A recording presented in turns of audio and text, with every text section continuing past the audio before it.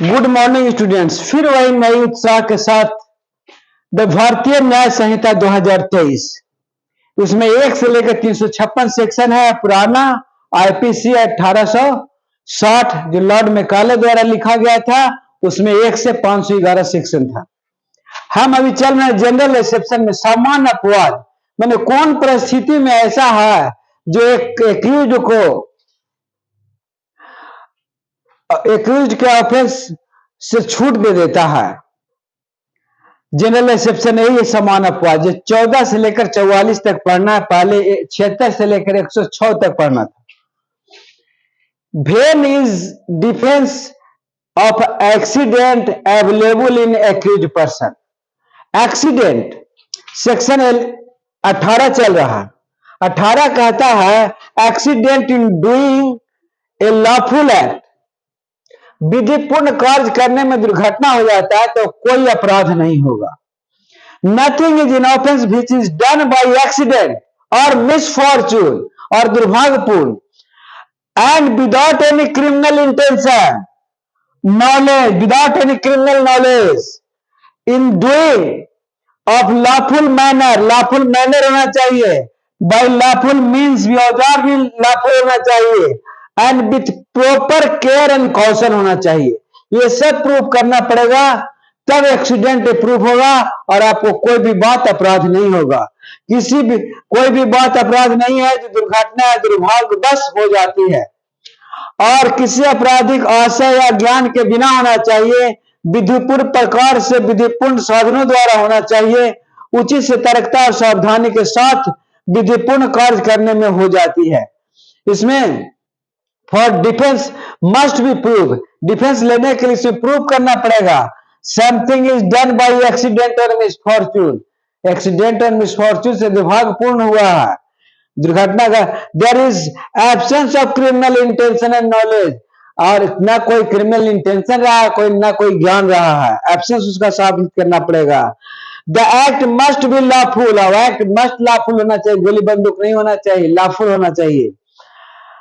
It must be done in lawful manner भी होना चाहिए।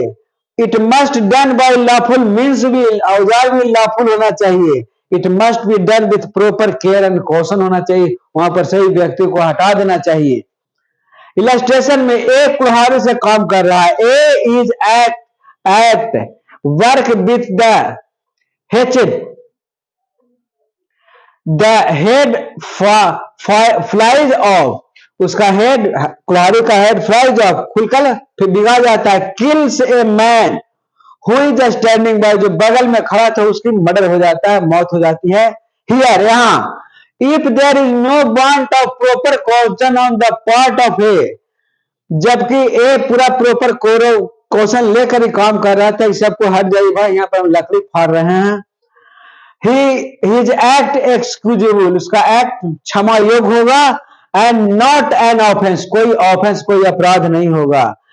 अगर if act is done with due care and caution होना चाहिए।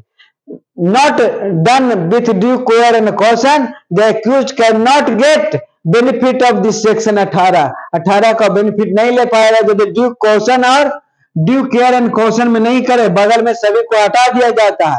एक बैक आगे कोई खड़ा हो जाए, फल टूट के गिर जाए और उसकी मौत हो जाए तब बचाव है।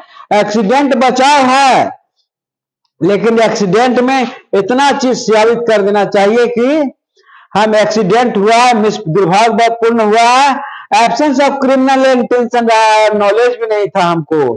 एक्ट मस्ट भी लॉफुल था मेरा, लॉफुल काम कर रहे थे, अनलॉफुल नहीं कर रहे थे।